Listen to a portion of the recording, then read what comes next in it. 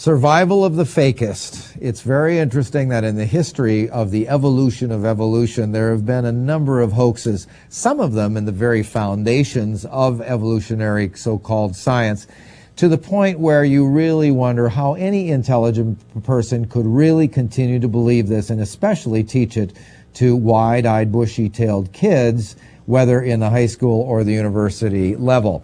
My name is Howard Davis. Welcome back to Tomorrow Television. We are talking on this program about evolution as a religion. We're talking with a university instructor in chemistry with hundreds of students and a bunch of TAs constantly helping students understand the principles of science. These are usually chemistry majors, and you're with a major university in the United States, but have come to disbelieve passionately in the theory of evolution, right, Arnold Mendez? That's correct, Howard. Why do you say that Darwin's theory of evolution really is a big joke? Well, it's a big joke because it's based on a lot of fraud and a lot of things that are not correct. That would make people laugh if they were really... It would make... or cry. Well, the problem is that lay people don't realize the gravity of how Darwin's theory is based on some of these principles that are really just fakes. Laughable. Yes. Okay. Yes. Well, talk about them. Well, there's a couple that come to mind. One is Haeckel's embryos.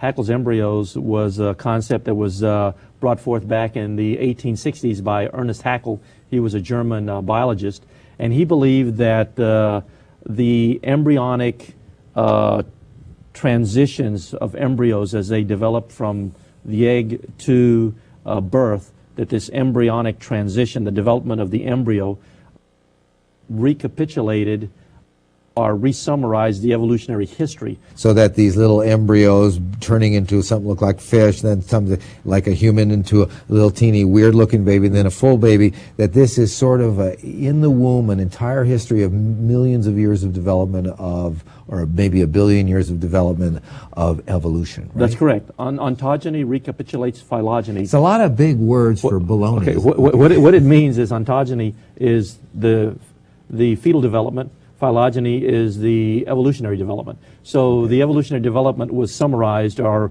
reformatted or represented in the embryonic state. And really what Haeckel did is he faked these drawings. He showed salamanders, chickens, he showed dogs, he showed pigs, he showed humans, and he showed them at a certain embryonic development state. And he showed these wood carvings, at the time there were wood carvings back in the 1860s, that seemed very similar. And in reality, no one ever took the trouble or the effort to really see if the embryos really look like that. It's as if, you know, for the believing public of the time, he had taken pictures of all these embryos, right? Right. Of all these species, and laid them out in a gestational sort of timeline, right, equivalent to one another, say, oh, look, we're just like a pig. Right. Humans are just like a pig. Right. Now, if you were to look at them, what was wrong with the drawings? Well, what was wrong with the drawing was that they actually didn't show the embryonic state at that particular time for that particular organism. The embryonic state for example, for the chickens did not look anything like the embryonic state for the humans at that point in time. In other words, he disproved his theory. Yes. In other words, his theory says that they're very similar, and in reality, they're not.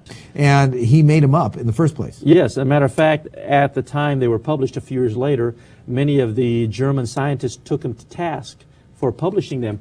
And the interesting thing about this, Howard, is that recently, back in the late 1900s, late 1990s, there were several scientists that verified that these drawings were not correct and didn't actually show the embryonic state. So it has been known. When I took this class in high school, and yes, I saw these embryos, and this is called comparative embryology proves evolution. Correct. Then it was understood by us that all of these particular Haeckel's embryos proved that we were related, and therefore we have to all have come from the same origin. This is continued for 100 years as a known fraud at the intellectual level, passed on through university and high school texts, and it's always been a fraud. Yes, it was known to be a fraud right after they were published. Is this still being used? Yes, they are. Matter of fact, I have some textbooks in my office that I could take down off my shelf, open them up, and show you basic Haeckel drawings and show you how the caption says that embryology supports evolution. Even today, we're feeding our kids